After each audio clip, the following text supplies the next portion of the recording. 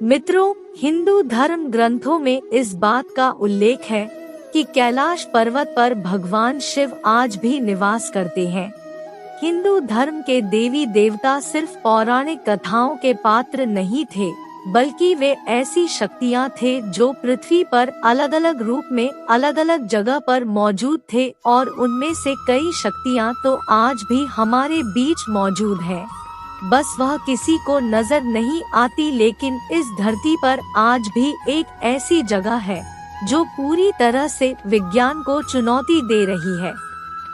जी हाँ मित्रों, हम बात कर रहे हैं इस धरती का सबसे रहस्यमयी पर्वत कैलाश पर्वत की, जहाँ स्वयं भगवान शिव के मौजूद होने का एहसास आज भी होते रहता है।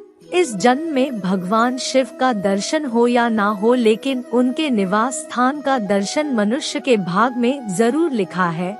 दुनिया की सारी अलौकिक शक्तियों का जन्म इस कैलाश पर्वत से ही शुरू होता है। गोद में बसाया पर्वत भले ही दुनिया का सबसे ऊंचा पर्वत ना हो, लेकिन इसकी भव्यता इसकी ऊंचाई से नहीं बल्कि इसके आकार में है। शिवलिंग के आकार का यह पर्वत स्वयं में ही एक मंदिर है। इस पर्वत की महानता इसी बात से हो जाती है कि आज तक कोई भी मनुष्य इस पर्वत पर नहीं चढ़ पाया है, और जिसने भी इस पर्वत पर चढ़ने का दुस्साहस किया है उसे मृत्यु ही प्राप्त हुई है। जो बर्फ से ढके इस पर्वत पर सूर्य की किरणें पड़ती है, तब यह पर्वत सोने की तरह चमक उठता है। तब ऐसा प्रतीत होता है कि मानो कैलाश ही सत्य है और सत्य ही शिव। धरती के इस स्थान पर हवाओं की ध्वनि के तरंगों का कुछ इस तरह से मिलन होता है कि यहाँ आए हुए भक्तों को उनकी अद्भुत ध्वनि सुनाई देती है। धरती के एक और उत्तरी ध्रुव तो दूसरी और दक्षिणी ध्रुव है। इन दोनों के बीचों बीच स्थित है हिमालय, और हिमालय का केंद्र है कैलाश पर्वत, जो हजारों लाखों लोगों के लिए बहुत बड़ा पवित्र स्थान है। पश्चिमी तिब्बत में मौजूद कैलाश पर्वत सतह से करीब 22,000 फीट ऊंचा है। अमरनाथ यात्रा को जाते समय रास्ते में किस पर्वत के दर्शन होते हैं? मित्रों, आपको शायद मालूम नहीं होगा कि कैलाश पर्वत सिर्फ हिंदू धर्म के लिए ही नहीं बल्कि और 3 धर्म के लिए भी काफी पवित्र जगह है। यह पर्वत दुनिया के 4 प्रमुख धर्म को जोड़े रखता है। हिंदुइज्म, बुद्धिज्म, जैनिज्म, इन चारों धामों में कैलाश पर्वत का महत्व भगवान शिव का अलौकिक शक्ति के रूप में देखा जाता है। और मित्रों, हाल ही में वैज्ञानिकों द्वारा कैलाश पर्वत को इस धरती का केंद्र यानी एक्सिस माना गया है। इस पर्वत पर दिशा सूचक यानी कि कंपास भी काम करना बंद कर देता है। बहुत से लोगों और शोधकर्ता द्वारा बताया गया है कि कैलाश पर्वत पर ही चारों दिशाओं का मिलन होता है। यह पर्वत इस धरती के सभी जीव जंतुओं को जीवित रखने के लिए वातावरण को बनाए रखता है, और शायद इसीलिए इस जगह को प्राकृतिक शक्तियों का भंडार कहा जाता है। दुनिया की सबसे ऊंची चोटी है माउंट एवरेस्ट। इस पर आज तक हजारों लोग चढ़ाई कर चुके हैं, लेकिन हैरान कर देने वाली बात तो यह है कि माउंट एवरेस्ट से 2000 मीटर कम ऊंचाई वाले कैलाश पर्वत पर आज तक कोई नहीं चढ़ पाया। किसी भी पर्वत पर चढ़ाई करने में सबसे बड़ी दिक्कत आती है ऑक्सीजन की कमी की। माउंट एवरेस्ट की ऊंचाई 8,848 मीटर का है, और इस ऊंचाई पर ऑक्सीजन की मात्रा काफी कम हो जाती है। मुश्किल हालात के बावजूद माउंट एवरेस्ट को अब तक 4,000 से भी ज्यादा लोग फतेह कर चुके हैं, और दूसरी तरफ कैलाश पर्वत की ऊंचाई 6,638 मीटर का है, मतलब माउंट एवरेस्ट से लगभग 2,000 मीटर कम। इसके बावजूद आज तक कोई भी इसके शिखर पर नहीं पहुंच पाया। क्यों? माउंट एवरेस्ट के मुताबिक बेहतर ऑक्सीजन लेवल होने के बावजूद लोग इस पर नहीं चढ़ पाते। कैलाश पर्वत पर चढ़ाई करते समय एक खास सीमा के बाद ऐसी घटनाएं होने लगती है कि मानो यह पर्वत हमें वापस जाने की चेतावनी दे रही हो।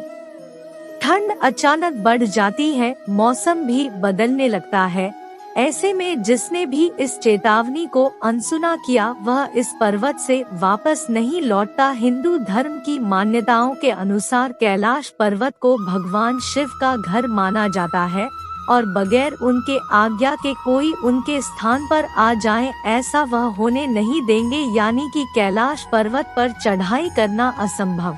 परंतु तिब्बत के लोगों का कहना है कि 11वीं सदी में तिब्बती बौद्ध योगी में रखवा ने इस पर्वत पर चढ़ाई की थी और वह सफल भी रहे, लेकिन इस बात को साबित करने के लिए उन लोगों के पास कोई प्रमाण नहीं है। कैलाश पर्वत के बारे में तिब्बत मंदिरों के धर्मगुरु बताते हैं कि कैलाश पर्वत के चारों ओर एक अलौकिक शक्ति का प्रवाह होता है। कहा जाता है कि आज भी कुछ तपस्वी इन शक्तियों के माध्यम से आध्यात्मिक गुरुओं के साथ संपर्क करते हैं।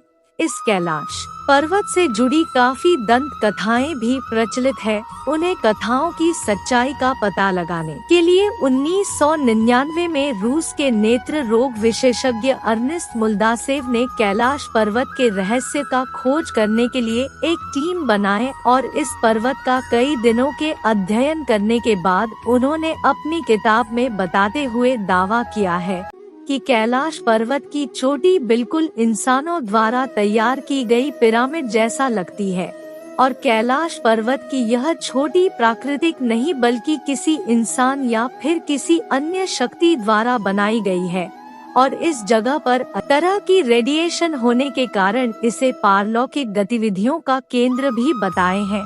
उनके दावों में कितनी सच्चाई है यह तो आने वाला वक्त ही बताएगा, लेकिन डॉक्टर अर्नेस्ट मुल्दासेव ने जिस आदमी शक्ति द्वारा कैलाश पर्वत को बनाए जाने की बात कही है वह शायद भगवान शिव ही थे। अगर हम कैलाश पर्वत को थोड़ा ध्यान से देखेंगे तो यह बात काफी सही भी लगती है और शायद इसीलिए इस पवित्र पर्वत का दौरा करने वाले लोगों ने यह दावा किया है कि वहाँ समय काफी तेजी से गुजरता है। नाखून और बालों की वृद्धि जो सामान्य परिस्थितियों में लगभग 2 सप्ताह में होती है वह यहाँ केवल 24 घंटों में हो जाती और इन पहाड़ों के बीच की हवा तेजी से उम्र बढ़ाने की प्रक्रिया में मदद करती है। ऐसे ही जब रसिया के एक पर्वतारोही सर्जी सेठियाकोवा जब कैलाश पर्वत के बिल्कुल करीब पहुंच गए तो उनका दिल बहुत तेजी से धड़कने लगा और उन्हें अचानक कमजोरी महसूस होने लगी, जिसके बाद उन्हें ख्याल आने लगा कि उन्हें यहाँ नहीं रुकना चाहिए। इसके बाद जैसे ही वे नीचे आते गए उनका श्वास ठीक होता गया और 2001 में आखिरी बार स्पेनिश टीम के लोगों ने इस पर्वत पर चढ़ने की कोशिश की थी। तब वह पूरी दुनिया भर के लोगों के दबाव के कारण उन्हें अपनी एक खोज रोकनी पड़ी और उस दिन के बाद से वहाँ की गवर्नमेंट कैलाश पर्वत पर चढ़ाई करने की अनुमति किसी को भी नहीं दी। कैलाश पर्वत के आकार और रहस्य को लेकर अक्सर बहुत सी बातें होती रहती है, लेकिन मित्रों कुछ प्रश्नों के उत्तर इंसानों की बुद्धि से परे होते हैं। ऐसे में तो एक बात साफ नजर आती है कि हिमालय के पर्वतों के बीच शिवलिंग के आकार का पर्वत ही कैलाश पर्वत है और इस कैलाश पर्वत को एक एंगल से देखने पर शिव जी का मुख जैसा दिखाई देता है। मेरा मानना यही है कि उस कैलाश पर्वत पर शिव जी नहीं बल्कि कैलाश पर्वत ही शिव है। तो दोस्तों अगर आप भी भगवान शिव पर विश्वास रखते हैं तो कमेंट में प्रेम से हर हर महादेव जरूर लिखें और इस वीडियो को अंत तक देखने के लिए आपका बहुत बहुत धन्यवाद।